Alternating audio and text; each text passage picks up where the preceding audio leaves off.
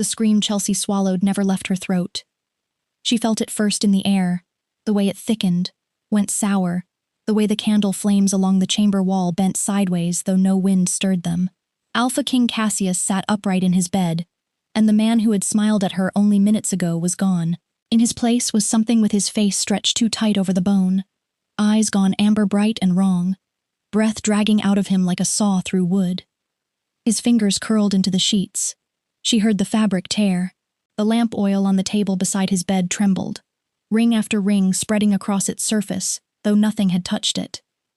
Somewhere beneath the floorboards, she thought she heard the low grind of bone, deciding whether to become something else entirely. Chelsea! Her name came out of him broken, half-human, a plea buried inside a growl. Get out.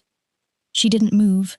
Her wolf, usually so quiet, so resigned, rose up in her chest with a single command. Sing. So she did, voice shaking on the first note, steadier on the second. Her hands folded so tight in her lap her nails bit half-moons into her palms, while the king's claws lengthened over the blanket, close enough that she could see the black at their tips. One swipe. That was all it would take. She had heard Opal's stories. She had heard about the servants who never walked out of this room again. She sang anyway. Somewhere behind her the door had gone still, someone standing frozen in the frame, watching, but she didn't dare turn to see who. All she had was the song and the shape of the man on the bed slowly losing the wrongness in his jaw, the amber in his eyes dimming back toward brown, his claws retracting inch by inch, like something ancient deciding, at the very last second, to spare her. She hadn't always stood this close to a monster and lived. 3 days ago, she had been nothing at all. 23 years Chelsea had lived in the Ashwood Pack, and in all of them, no one had ever once said her name with warmth. She was the Alpha's daughter, a title that should have meant silk and safety, but she had been born from a secret, her father's love for a servant woman who sang like something not quite of this world, and the Pack had never forgiven either of them for it. Her father, Alpha Rain, had loved her mother fiercely and denied it publicly just as fiercely, and the Pack, unable to touch him, had touched Chelsea instead. Every slight they couldn't give the Alpha, they gave his daughter. Brian, her half-brother, the true-born son of the late Luna, had hated her most of all. To him, Chelsea's face, so like her mother's, was a wound reopened every time he looked at it. He told her once, when she was 12 and reaching for bread that wasn't hers to reach for, that she was a stain on his mother's memory. She had never forgotten the way he'd said it. Flat, certain, like a fact of the world, the way water is wet. There had been other moments too, smaller ones that cut just as deep for how casually he delivered them. The way he'd step around her in a hallway like she carried something contagious. The way he never once, in all their years under the same roof, called her by name if he could avoid it at all. She had stopped expecting anything different from him long before she'd stopped hoping for it. And the gap between those two surrenders had taken most of her childhood to close. And yet she had never stopped being soft. That was the strange, stubborn thing about her. The crueler the Pack was, the more she gave. She gave bread she didn't have enough of. She gave her only blanket to an old woman one winter and slept cold for a week rather than ask for it back. Her mother had taught her to sing before she'd taught her anything else, and Chelsea had decided somewhere along the way that if the world would not love her, she would love it anyway, out loud, on the hill behind the cottage, where no one could see her do it. Her mother died when Chelsea was 20, poison, though no one called it that at the time, only a sickness of the blood, spoken in hushed voices that stopped when Chelsea entered a room. Her father did not survive the loss by more than a season. He wasted from the inside, the way only grief can waste a man who spent his whole life pretending he felt nothing. Brian became Alpha. He did not apologize to her. He did not embrace her. But something in him had shifted. She saw it in the way his eyes would sometimes catch her across the market and hold a beat too long before he looked away. 3 years, she lived like that, working farms for coin too small to matter, patching a roof that leaked no matter how many times she climbed it, singing into the dark of a cottage that answered her only in silence. Her hands had roughened from labor no Alpha's daughter should have known. Her cheeks hollowed from meals skipped so someone else could eat. And still, when a neighbor's child fell ill, or an old man's fence blew down in a storm, She was the first at their door with whatever little she had left to give. She never asked why she kept giving to people who gave her nothing back. She had simply decided, long ago, that being loved and being loving did not have to depend on each other, because if they did, she would have stopped being anything at all years before. Her wolf was her one true companion. A steady warmth curled at the edge of her mind, reminding her, on the nights she cried hardest, that she was still here, still breathing. That had to count for something. She never knew that Brian paid farmers double to hire her when they wouldn't. She never knew he'd threatened a man who'd struck her once, quietly, without witnesses, and told him if it happened again he would lose the hand that did it. He watched her fold herself smaller and smaller into a life that didn't want her, and told himself it was the only way to keep her breathing at all. Insignificant enough that whoever had taken her mother would never look twice her way. He was wrong about a great many things, but he was not wrong that someone was still watching to get her killed, and that the watching had a cost. It was at the river, doing the wash, one more task added to a list that never seemed to end, that she first heard hooves and men's voices and did not stop singing. She hadn't the energy left to be afraid of soldiers passing through. Let them pass. They didn't. A man dismounted alone, dark-haired, dressed finer than anyone she'd seen in Ashwood, and crouched at the bank near her with an expression she didn't have a name for, something between wonder and disbelief. "What's your name?" he asked. "Chelsea." He pressed 2 copper coins into her palm, closing her fingers over them himself. "That was worth more than that," he said, "but it's what I have on me." Then he was gone, back on his horse, his men falling in around him, and she was left kneeling in the wet grass with 2 coins and a warmth in her chest she didn't recognize, because it had been so long since anyone had looked at her like she was a person and not a mistake. She practically ran back to the packlands, giddy, in a way that embarrassed her a little. She wanted to tell someone. There was no one to tell. So she went to the gathering at Alpha Brian's court instead, chasing the last of that strange joy, and found the stranger from the river standing on the podium beside her brother. "This is Prince Sidney," Brian announced to the assembled pack. "Son of the Alpha King. He comes on his father's behalf, seeking a servant for the royal house." The murmurs started before Brian finished. Chelsea heard the word before anyone dared say it whole. Rabid, swallowed half-formed in throats, too frightened to finish it. She had heard the rumor too, in scraps, the way everyone in every pack for 3 territories had heard it. The Alpha King had gone rabid, and the servants who served him did not always come back whole. "In his generosity," Brian continued, voice carrying flat and cold over the crowd, "Prince Sidney has agreed the pack may choose who serves." A silence, and then, unbearably, a name rising up out of it, like something the whole pack had rehearsed. "Chelsea," a man near the front called out. "We've been preparing her for something like this her whole life. She can do anything you ask of her, my prince. Even her singing. That could soothe a king's temper." The crowd agreed at once, eagerly, a chorus of nodding heads. Her singing. 23 years she had sung on that hill, and not one soul in Ashwood had ever said her name in the same breath as a gift. Today, suddenly, it was the very thing they were selling to save their own skins. She looked to Brian. One last look, the way a drowning woman looks toward shore. His face gave her nothing. Then, just as she was certain there would be no mercy at all, something in him seemed to catch, and falter, and give way. "They're right," Brian said, and something in his voice had changed, gone quieter, stripped of its usual flatness. "I've watched Chelsea grow, watched her serve with more humility and love than this pack has shown her in return. Not once, not ever.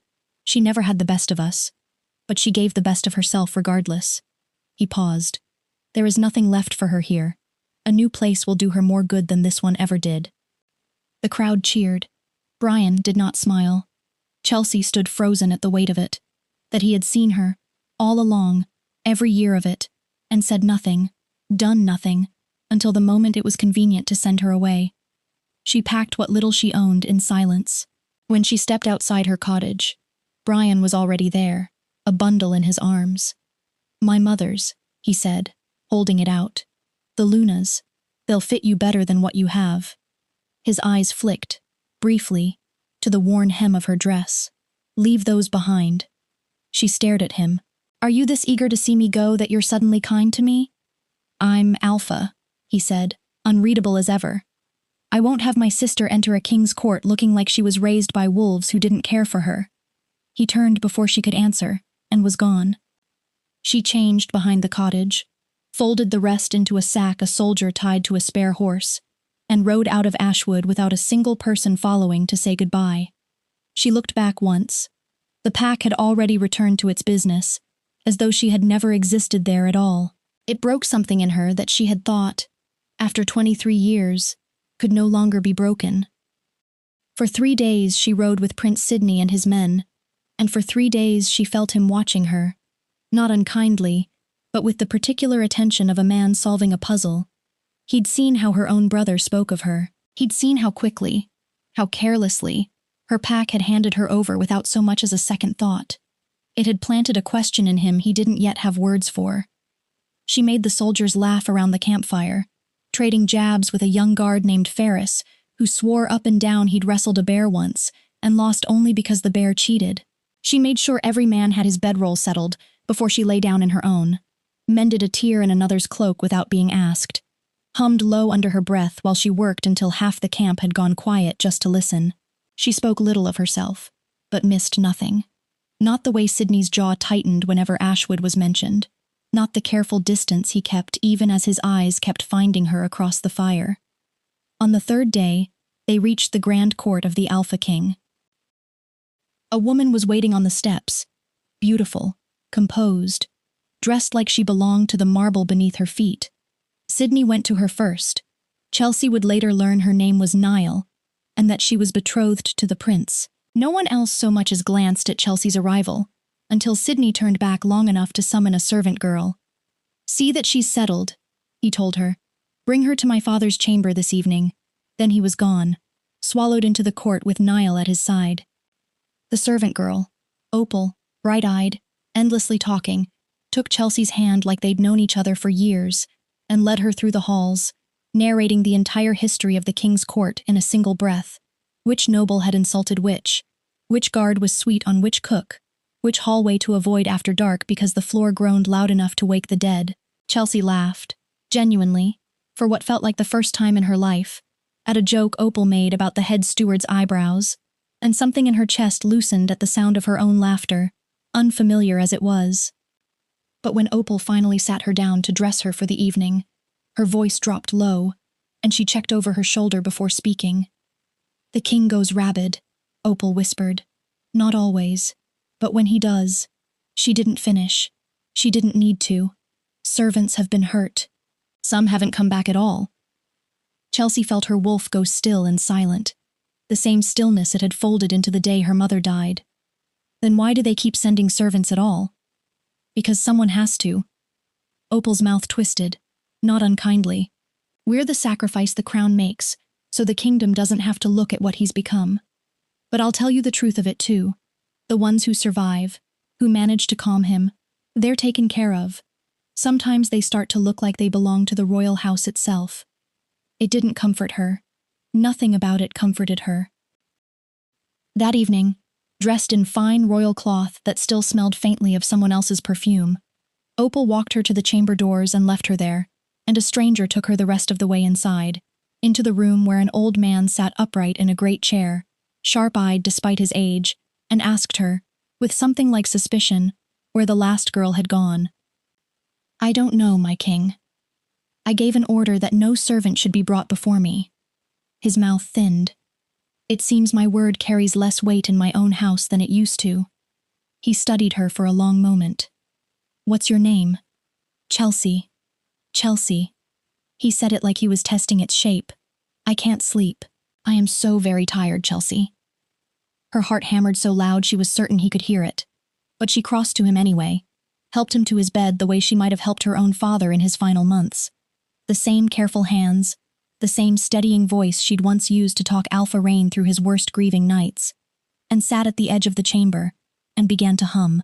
The old king's shoulders eased at the sound of it before she'd even shaped the first true note, as though some part of him had been waiting his whole reign for someone to simply be gentle with him. He asked her to sing it aloud. She did. Before she reached the second verse, His breathing had slowed into something deep and even, and the Alpha King of the realm was asleep like a child, soothed after a long day's crying. She slipped out onto the balcony after, unable to stop her hands from shaking now that no one was watching, and it was there Sydney found her on his way to check on his father. "Why are you out here?" His eyes narrowed. "You were meant to be with him." "He's sleeping." Disbelief broke over his face so completely he didn't answer, only turned and strode for the chamber with Chelsea trailing behind, and when he pushed the door open and saw his father sleeping soundly for the first time in longer than he could remember, something in him seemed to crack open with relief. "How?" he said, turning to her. It wasn't really a question. "I sang to him." Recognition dawned slow across his face. The river, the coins, the song he hadn't been able to shake for 3 days on the road. "Of course," he murmured, something almost like a smile pulling at his mouth. "It had that same effect on me." He asked if she'd eaten. When she admitted she hadn't, he led her to the royal kitchens himself and told them to feed her, ignoring the astonished stares of every servant who had never once seen the prince set foot in that room, let alone bring someone with him. Later, with time finally her own, she found Opal again and told her everything. The king, the sleep, the strange, fragile miracle of it. Opal's mouth fell open before splitting into a grin. "Do you know," Opal said, lowering her voice again, "the prince once promised half the kingdom to any healer who could cure his father. They all failed. Every one of them." Her eyes glittered. "If you're the one who finally does it, Chelsea, he might reward you beyond anything you've ever dreamed." Chelsea only shook her head, too tired and too disbelieving to hope for anything so large. She had learned, over 23 years, exactly how far hope could carry a girl like her before the ground gave out beneath it. She didn't yet know that somewhere in the court that same night, a woman with a composed face and a jealous heart had already begun to watch her and to plan. The first days after that night on the balcony, Chelsea returned to the king's chamber not knowing which version of him she would find. The tired old man who asked after her name, or the thing with amber eyes and claws that tore through bedsheets like paper. She went anyway. Every evening, without fail, she climbed the same stairs and knocked on the same door, and every evening her wolf steadied itself in her chest, the way it did before something it couldn't yet name. More often than not, it was the old man who greeted her. He remembered her name the second night, which surprised her more than she let on. No one in Ashwood had ever bothered to remember anything about her that wasn't a complaint. "Chelsea," he said, before she'd even crossed the threshold, testing the shape of it again, like he wanted to be certain he still had it right. "You've come back. I told you I would, my king." "Yes." Something eased in his face. "You did." Sydney began joining them on the third night, slipping into the chamber quietly enough that Chelsea almost missed his arrival.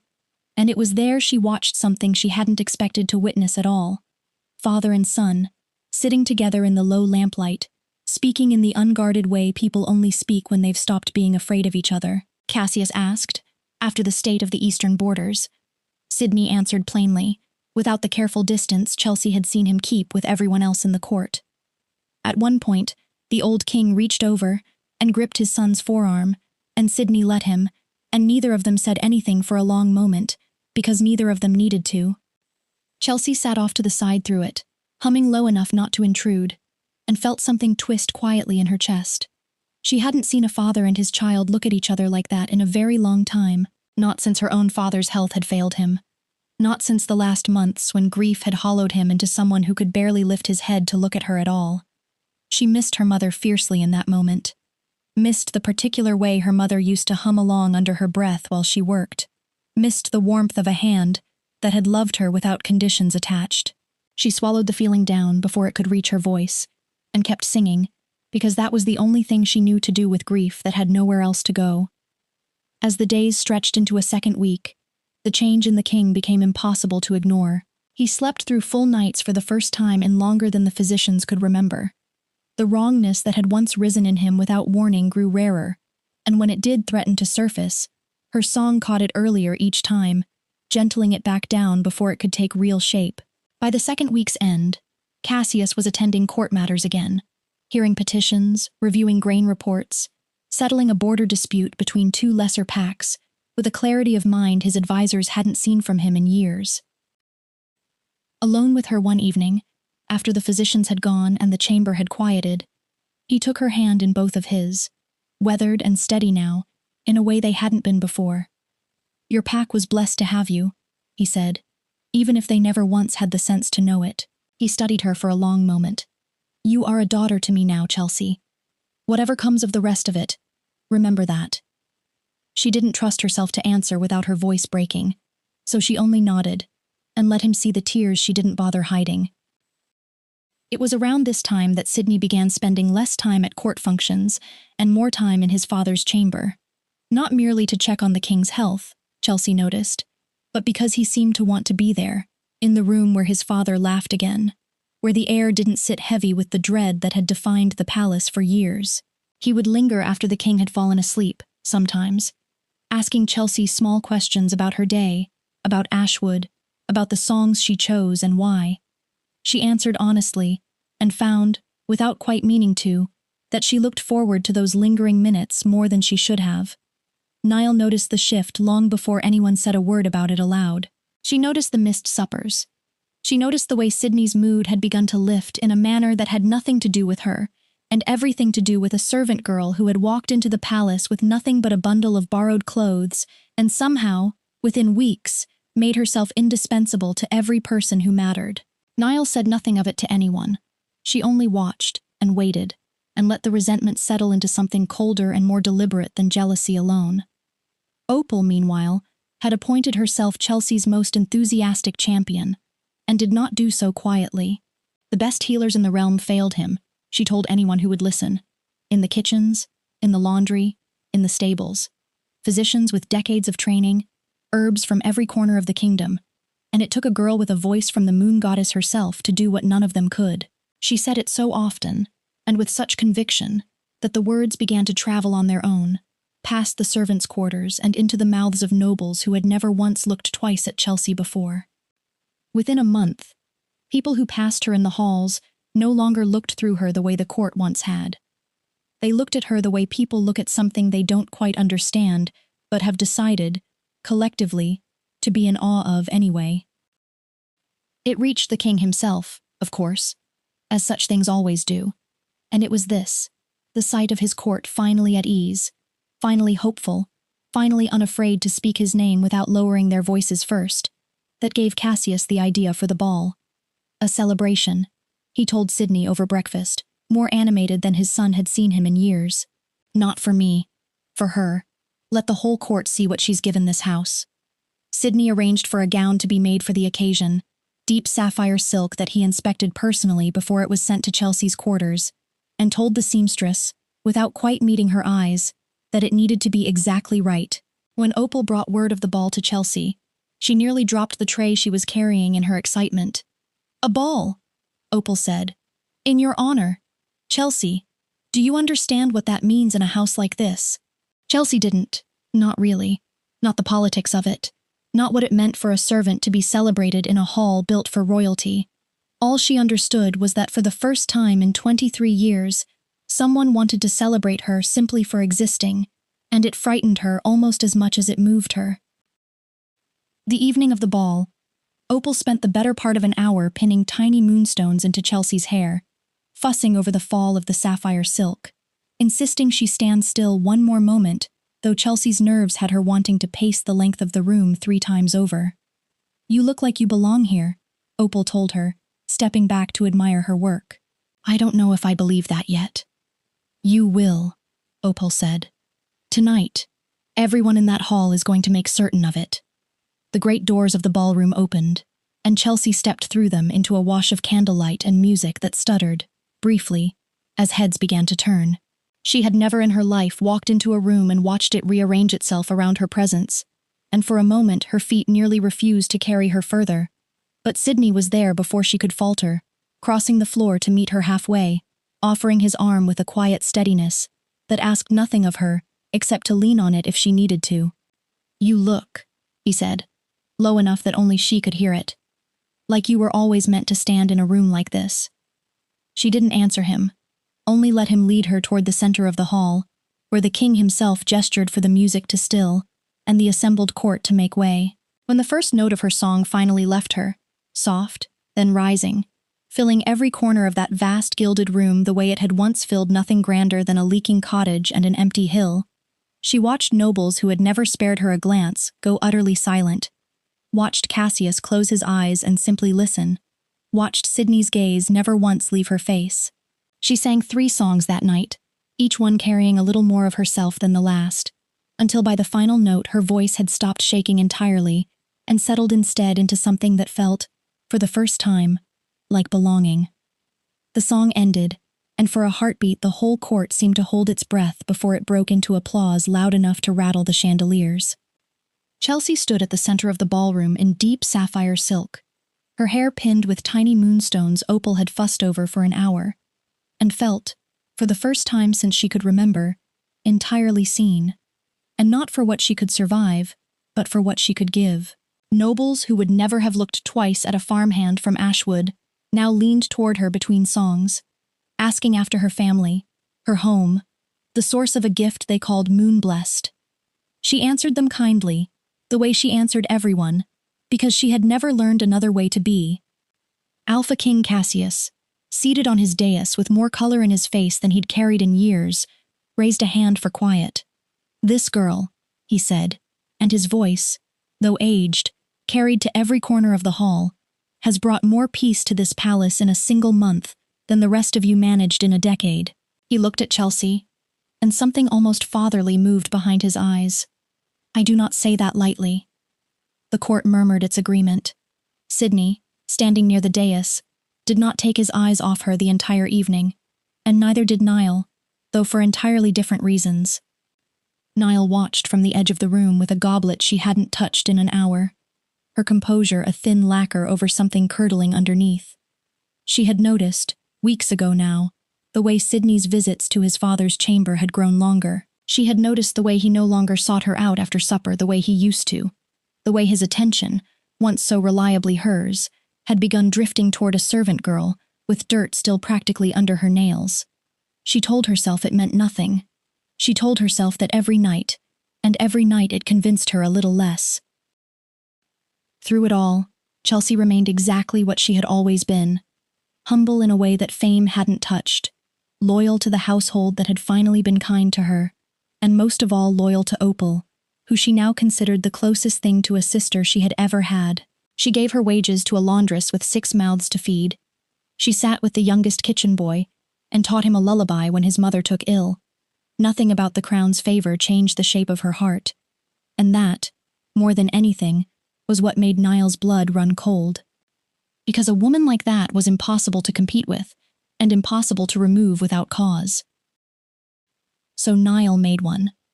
It took 3 guards, 2 of whom owed her favors they couldn't afford to refuse, and 1 long night while the palace slept. The royal seal, the very symbol of the crown's authority, kept always within arm's reach of the king, vanished from its case sometime before dawn. A pouch of gold bars stamped with the royal crest vanished with it. Both surfaced again before the sun had fully risen, tucked deep inside a traveling bag in Chelsea's quarters, exactly where Niall had instructed they be hidden. Chelsea arrived at court that morning, to a silence that felt wrong before she understood why. Guards lined every doorway. No one was permitted in or out. "The seal," a passing servant whispered to her, eyes wide with fear. "Someone's stolen the king's seal." Her stomach dropped before she even understood the shape of what was coming. "Search the servants' wing," Niall announced to the gathered court, her voice pitched with just the right amount of righteous alarm. The guards searched. They found nothing among the other quarters. "Search hers," Niall said then, and turned, slow and deliberate, to where Chelsea stood frozen at the edge of the hall. They found the seal first, gleaming and unmistakable, nestled beneath a folded shawl. Then the gold, still bearing the royal stamp. A gasp went up through the assembled court loud enough that Chelsea barely heard her own voice when she finally found it. I have never touched that seal in my life." "A thief," Niall said, loud enough for every noble present to hear. "Arrest her." The soldiers who seized her arms were not rough, but they were firm, and Chelsea's mind went white with a fear so total it felt almost like the night she'd sat beside the Rabid king, except this time there was no song that could save her. She was brought before the throne bound at the wrists, and it was there, in front of the entire assembled court, that Alpha King Cassius did something no one expected. "Untie her," he said. The room went still. "My king," a noble began. "I said untie her." Cassius rose from his chair, steadier on his feet than he'd been in a year. "I have spent a month in this girl's company. I know something of her character. Whatever the evidence in this room claims to show, there will be a proper investigation before I condemn anyone in my house to anything." His eyes swept the room, daring contradiction. None came. "Confine her to her quarters, not the dungeons. My word still carries that much weight, at least." It was mercy, though it did not feel like mercy. Not with the accusation still hanging over her. Not with every eye in that hall now looking at her the way they had looked at her for 23 years in Ashwood. Like a mistake. Like something that had finally been proven to belong nowhere. Sydney found Niall within the hour, his fury barely leashed. "What have you done?" "I don't know what you're talking about." Niall's chin lifted, cool as marble. "I've watched you for weeks," he said. "The way you speak of her. The way your mood turns the moment her name is mentioned. Don't stand there and tell me you know nothing." "What is it about her?" Niall snapped, temper finally cracking, "that has you defending a thief over the woman you're meant to marry?" "Pray to the moon goddess you had no hand in this," Sydney said, low and cold. "Because I intend to turn over every stone in this palace until I know the truth, Niall. Every single one." He went to his father directly after and asked for the investigation himself. Cassius granted it without hesitation. Some among the nobles argued loudly that character alone proved nothing, that a woman risen from nothing had every reason in the world to want more of it, and that she ought to sit in a cell like any accused thief until her name was cleared. The king refused them flatly. "If she is found guilty," he said, "only then will she face the full weight of her crime, not before." Opal heard of the arrest before the ink on the accusation had dried, and ran the length of the palace to the outer gates of the court, shouting at guards who wouldn't let her through. She wouldn't take what wasn't offered to her, let alone steal a king's seal. Her voice cracked with the force of it. "Someone in this palace is jealous of her, and you're all going to let an innocent woman hang for it." The guards did not let her pass, but word of what she'd said traveled faster than she did. In her confined quarters, Chelsea felt the old ache return, the same ache she had spent 23 years trying to outrun. She sat by the window and asked herself, quietly, whether she was cursed after all, whether happiness, whenever it found her, was only ever borrowed, waiting for the moment it would be taken back with interest. Sydney visited her that first night, slipping past the guards with an authority no one dared question. "I know you didn't do this," he said. "I'm going to prove it." "And if you can't?"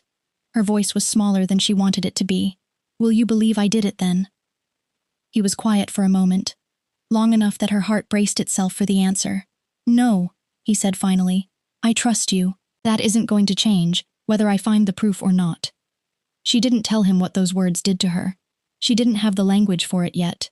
The king visited her the following day and did not speak of the seal at all, even when she tried to bring it up herself. He only asked her to sing, the way he always did. And when the song ended, he told her, simply, not to lose sight of the better days ahead, that everything would work itself right in time.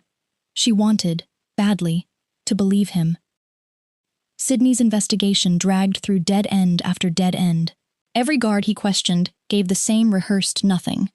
The nobles, meanwhile, grew louder in their demands, whispering of a trial date, pressed forward at every turn by Niall herself, who wore concern for the crown's authority like a mask fitted perfectly to her face. Then, 4 days into Chelsea's confinement, a rider came through the gates that no one in the court had expected. Word of the arrest had reached Ashwood, and Brian, alpha of the pack that had once thrown his sister away without a second glance, rode 3 days without rest to reach the king's court. He stood before Alpha Cassius with the same flat, unreadable expression Chelsea had known her whole life, and said, I have known Chelsea her entire life. She would give the little she has to a stranger before she would ever take what belongs to someone else. I am asking you, formally, to investigate this properly, because I believe someone is trying to destroy my sister, and I intend to know who. The king granted him an audience with her. Brian declined it, and rode back toward Ashwood before the sun had set, leaving Chelsea to hear of his visit only second-hand, through Opal, who delivered the news with wide, disbelieving eyes. Your brother, Opal said, rode 3 days to defend you, and didn't even stay to see you. Chelsea said nothing. She didn't know what to do with the shape of that. Brian, of all people, standing before a king and calling her sister like it cost him nothing, after 23 years of making sure she knew exactly how little she belonged. That same night, restless and unable to sleep in her confinement, Chelsea heard a soft scratch at her window. Opal, breathless, having climbed half the palace wall to reach her. I saw him, Opal whispered. The guard who searched your quarters that morning. I saw him slip out through the servants' gate an hour ago, with a satchel too heavy for a man running errands. Chelsea, I think he's running. Then follow the guards. Tell someone. I tried. No one will listen to a servant girl over a noblewoman's word. Opal's jaw set, stubborn in a way Chelsea hadn't seen from her before. So I'm going after him myself. Opal, no. But she was already gone, disappearing back down the wall into the dark, leaving Chelsea alone at the window with her heart in her throat, and no way to call her back. No way to know, until morning came, whether her only friend in this entire palace had just walked straight into the same danger that was threatening to swallow them both. The morning came without a word from Opal, and by the time the sun had cleared the eastern wall, Chelsea had convinced herself of every terrible thing that might have happened in the dark. It was Sydney who came to her window first, breathless in a way she'd never seen him, not with fear for himself, but with the particular urgency of a man who'd been handed something too important to sit on. She's alive, he said, before Chelsea could even ask. Opal followed him 3 miles past the eastern gate, before she lost her nerve and came back for the guard, instead of chasing him herself. She told me everything, where he ran, which inn he was hiding in. Relief broke through Chelsea so fast, it nearly buckled her knees. And the guard? Taken an hour ago. Something grim settled into Sydney's jaw. He didn't confess easily, but he confessed. The guard's name was Perrin, and by the time he stood before the king's court, bruised, hollow-eyed, stripped of whatever loyalty had kept his mouth shut through the night, the truth came out of him in a flood he no longer had the will to hold back.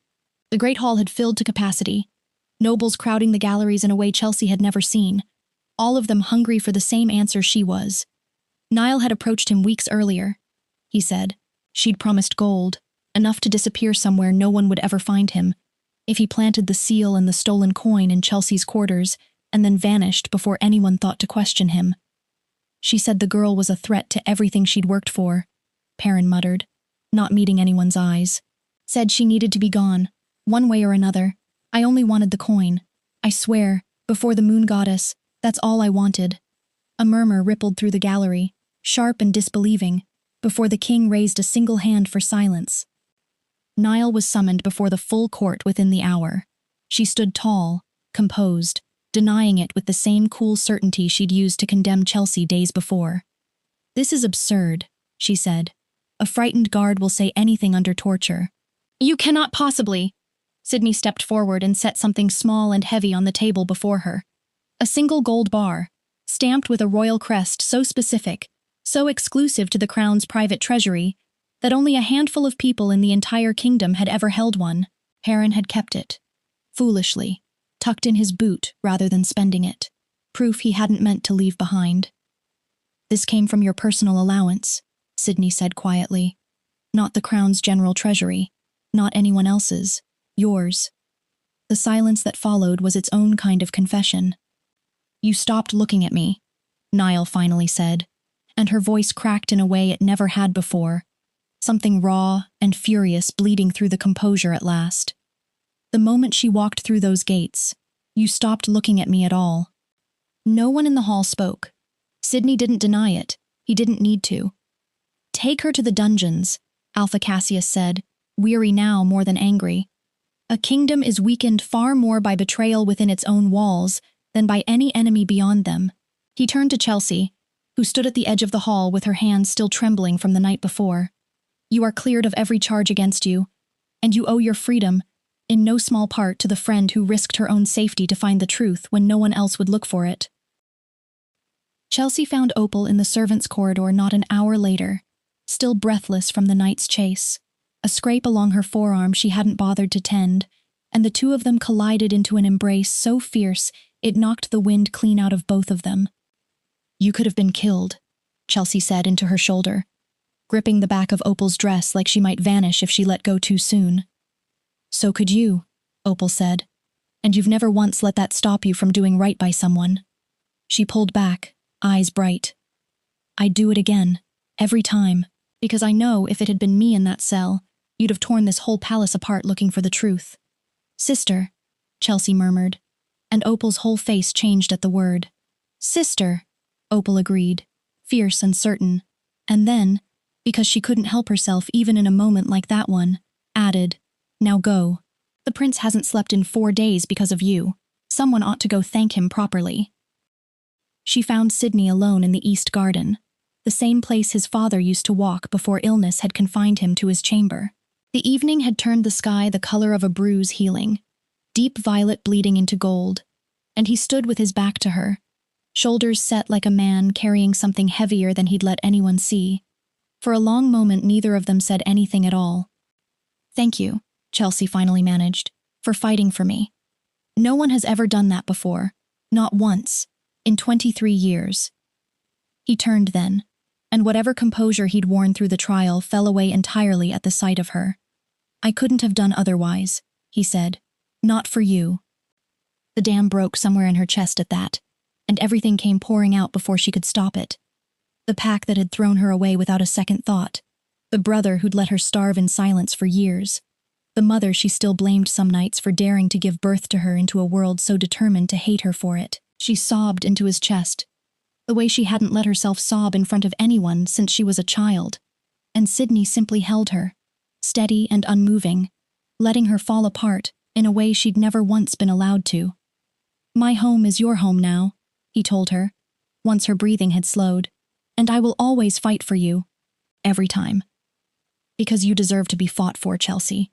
You always have. She looked up at him, still raw, and asked the question that had been sitting under her ribs since the moment they'd first spoken at the river. What is it you saw in me, that first day? What made you think I was worth any of this? You light up every room you walk into, whether you mean to or not, he said. You healed my father with nothing but a song, when every physician in this kingdom had failed him.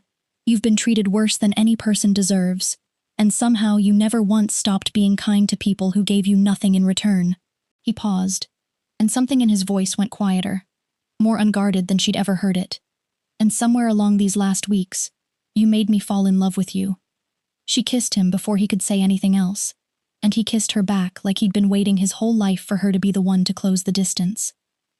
When they finally parted, he told her one more thing, that her brother had ridden 3 days without rest, had stood before the king and called her sister without hesitation, had petitioned for her life like it mattered to him as much as his own. That's a lie, Chelsea said immediately. Brian hated me. He's hated me since before I could walk. Ask your king, Sydney said gently. He was there. Cassius confirmed it without a moment's pause, and Chelsea walked the halls of the palace for the rest of that day, feeling like the ground beneath her had shifted into something she didn't yet know how to stand on. She sang for the king once more that evening, the last time she would need to sing him to sleep, now that his nights came easily on their own, and spent the hours after gossiping with Opal about Sydney, about the future, about anything that let her feel, for one evening, like an ordinary woman falling in love, instead of a girl who'd spent 23 years surviving. Brian arrived the next morning, dust still on his boots from the ride, and asked for her by name at the gate, rather than sending a servant ahead of him, the way custom demanded of an alpha. It was such a small thing, and yet it undid her a little to hear it. She received him in a small private room off the main hall, the fire low, the two of them alone for what might have been the first time in either of their lives, without the whole weight of Ashwood pressing in around them. For a long moment they simply looked at each other, the way two people look at each other when they no longer know the shape of what stands between them. "Why did you come to defend me?" she finally asked. "After everything, after a lifetime of hating me." Brian was quiet for a long time before he answered, and when he did, his voice had none of the flatness she'd grown up hearing from him. "Because I found out your mother was poisoned, years ago now, and I knew that whoever did it was still out there, still watching to see if they'd finished the job properly." He met her eyes. "I thought the safest thing I could do for you was make sure no one ever thought you mattered enough to finish. You pretended to hate me. I pretended you meant nothing to me," he said, "so that no one watching would think to use you against anyone. I was investigating every person I suspected, the entire time you thought I'd abandoned you. When you finally left Ashwood, it gave me the room to move without worrying they'd hurt you to get to me." Something in Chelsea's chest, hardened over 23 years, cracked wide open. She thought of every farmer who'd refused her work, and then mysteriously changed his mind by morning. Every door that had opened when it shouldn't have. "That was you," she said. "All of it. The work. The people who suddenly wanted to hire me. Yes." She crossed the room and hugged him before either of them could think better of it, and after a beat of stiff surprise, he hugged her back, the first embrace either of them could remember sharing in their entire lives. "The people who poisoned your mother," Brian said quietly, once she'd stepped back, "are in custody, waiting for your word. Take me to them." They journeyed 3 days back to Ashwood, Chelsea flanked by soldiers who had once escorted her out of that same pack, as nothing more than an unwanted burden. The road looked smaller than she remembered it. The same dirt path she'd once walked barefoot to save her only pair of boots. The same crooked fence posts leaning the way they always had.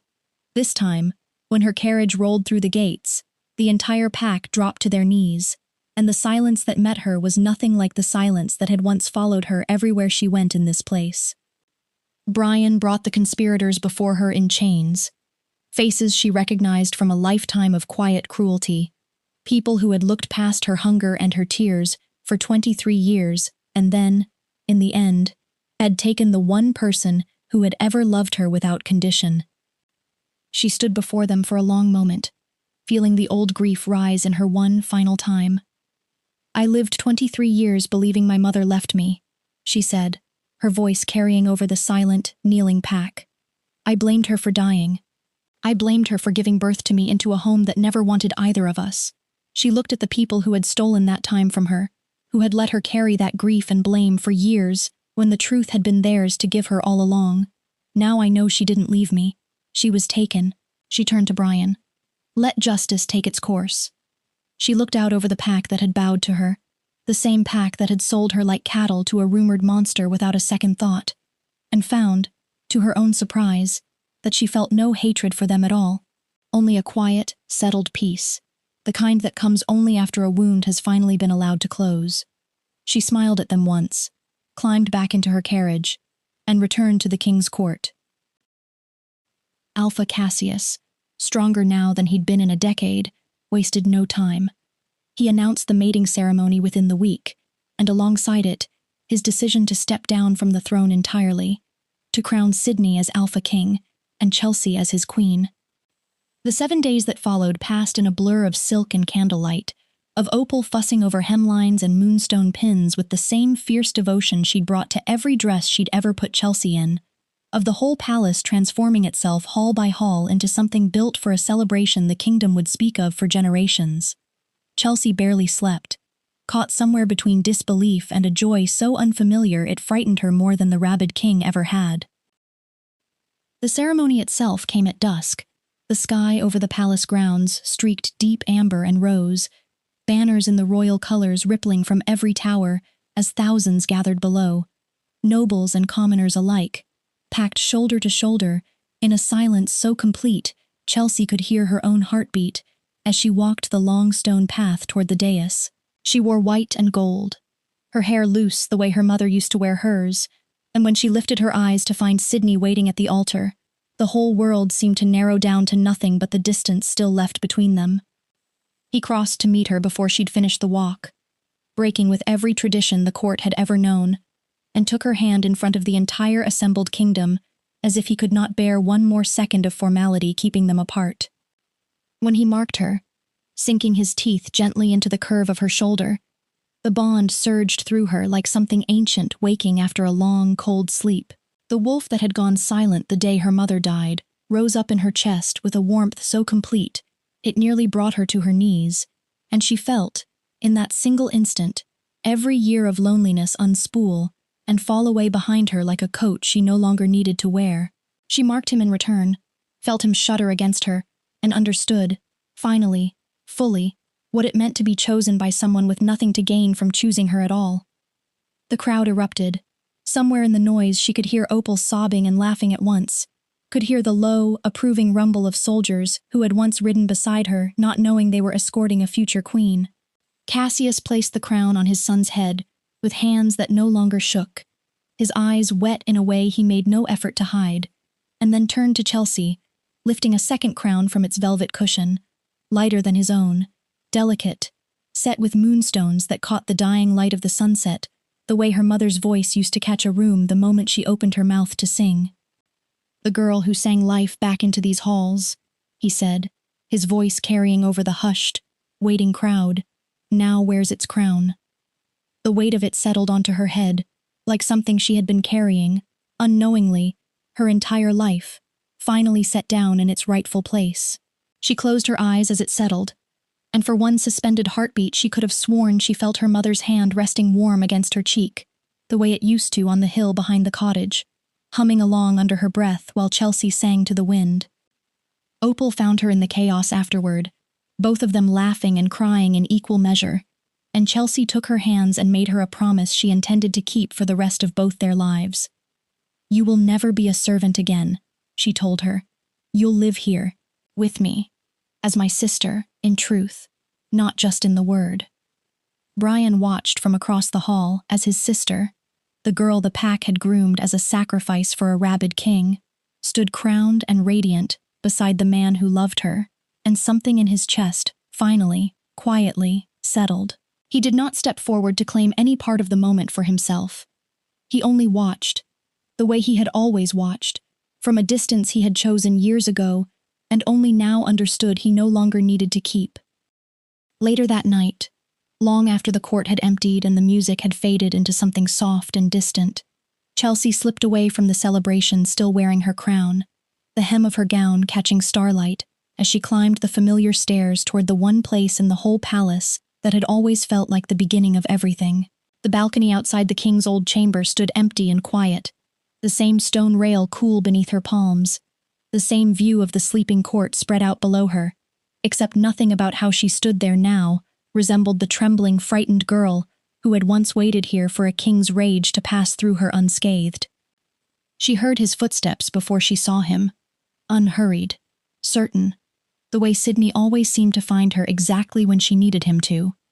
"I thought I might find you here," he said, coming to stand beside her at the rail, the moonlight catching the gold thread of his ceremonial cloak.